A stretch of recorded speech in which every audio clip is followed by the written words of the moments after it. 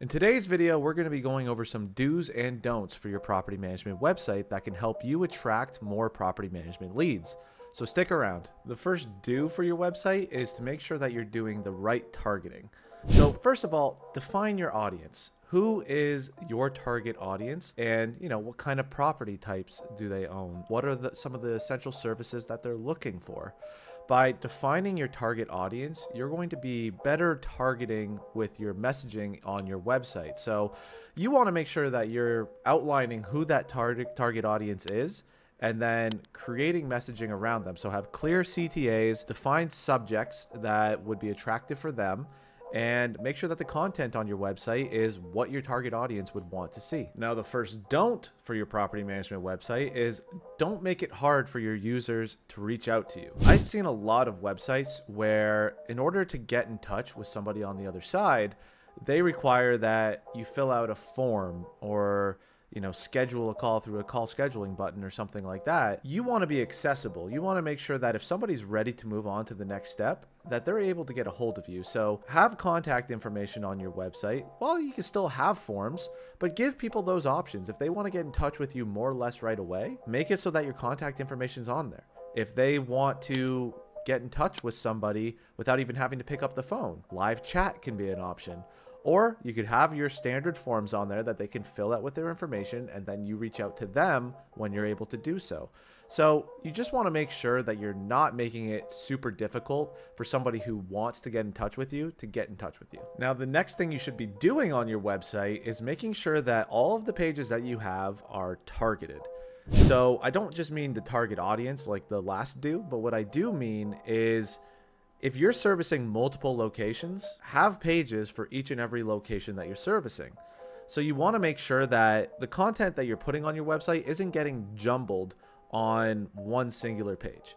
You want to make the website easy to navigate, and you want to make sure that if somebody's landing on a page, that they're going to get the information that they came in looking for.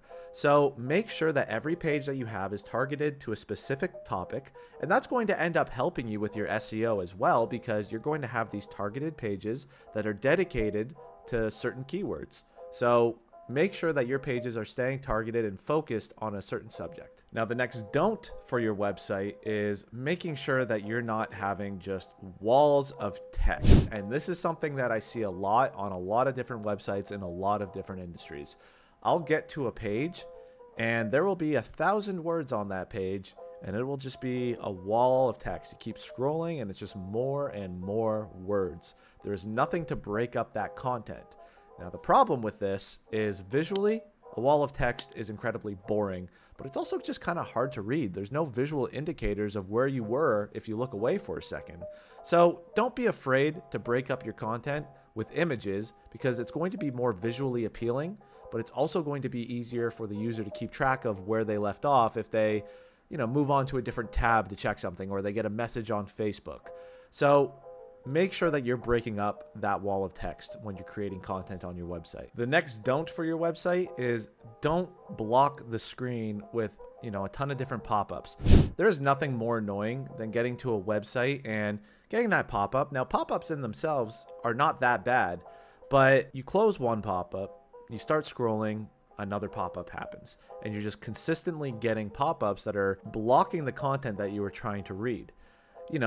The more content flows and the more user can get into the content and stay interested, the better it is for your business. So by breaking up that content with constant pop-ups that are blocking the content, it's going to cause some problems and it's going to get some people annoyed. And the reality is, if somebody's getting annoyed on your website, they're likely just going to leave your website. So don't constantly block people from viewing your content with consistent pop-ups, because that's just going to annoy more people than it actually attracts. Now, one of the most important do's for your property management website is to always give people an opportunity to move over to the next step. There's nothing worse than going through content and being ready to, fill out a form or move on to the next step. The content worked on me, but I don't know where to go to do that. You always want to make sure that there's some kind of CTA, some kind of call to action, some kind of form for somebody to move over to the next step. So as much as you can, Make it so that the user isn't relying on having to go to another page in order to move to that next step. Make it so that you have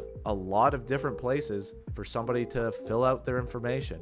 Make it so that maybe that call to action, the form, follows them as they scroll through the page. The easier it is to move on to the next step, the more likely you are to get more leads, because people aren't having to look for those forms or those phone numbers or whatever they're using to move on to that next step. The last don't is don't assume that the user is going to trust your business just because you're saying a lot of things on your website. It's a good idea to sprinkle in some snapshots of a Google review that you might have got. A client testimonial, maybe some links to your case studies. You want to make sure that the user has an opportunity to see what other people are saying about your business instead of just focusing on what the business is saying about themselves.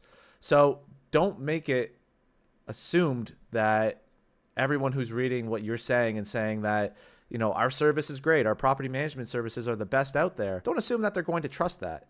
But if there is a very happy customer out there who is also saying, yeah, they're the best property management company out there, well, people are going to be more trusting of that. So that's the biggest tip I can give you is make it known that your customers are happy. Don't be afraid to show those case studies. Don't be afraid to show those client testimonials. For a good example, you can go to upkeepmedia.com/case studies and see what clients are saying about Upkeep Media. So those are just some of the do's and don'ts of property management websites. These aren't all of them, obviously, but these are some good starter points into what you should be doing or not be doing for your property management website. Hopefully you learned some good information out of today's video. As always, if you'd like to get a personal consultation, you can sign up at upkeepmedia.com/growth